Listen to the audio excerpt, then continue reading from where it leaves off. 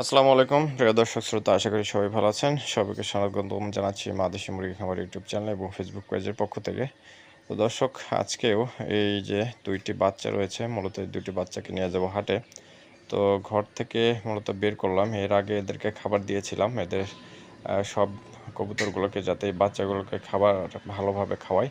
তো এখন যেহেতু হাটের সময় প্রায় 1:30 নাগাদ বাজে, তো খাঁচা থেকে এদেরকে বের করলাম। গেল হাটেও আপনাদেরকে দেখিয়েছিলাম মূলত আমার এলাকাতে কবুতরের বাচ্চা কী দামে বিক্রি হয়।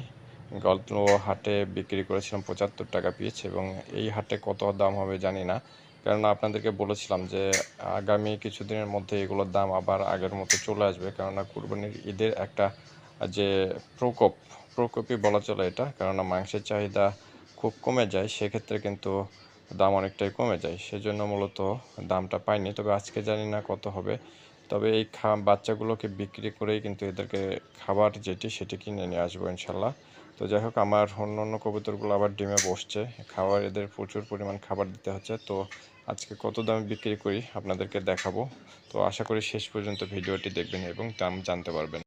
তো এই যে ব্যাপারীকে বাচ্চা দিলাম, 80 টাকা পিস হিসাবে দাম দিতে বলে। এই দুই বাচ্চা এই হচ্ছে 160, দুই বাচ্চা। ভিউয়ার্স, এই যে হাট থেকে কবুতরের বাচ্চা বিক্রি করে 150 টাকায়, 160 টাকা দুইটা বাচ্চা বিক্রি করলাম, 80 টাকা পিস। এই আপনার 3 কেজি খাবার কিনলাম 150 টাকা দিয়ে, 10 টাকা পকেটে নিয়ে যাচ্ছি। এখন কবুতরকে আবার দিব।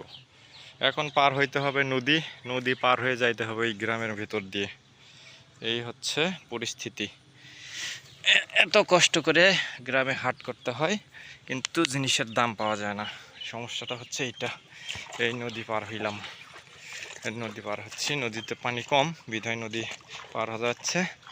পানি বেশি থাকলে রাস্তাতে যাইতে হতো, দেখা যায় যে আবার আধা ঘন্টা 15 মিনিট, আধা ঘন্টা সময় বেশি লাগতো এই নদীটুকুর জন্য বাড়ি যাইতে। যাই হোক, কি আর করা, যাইতে হবে বাড়ি।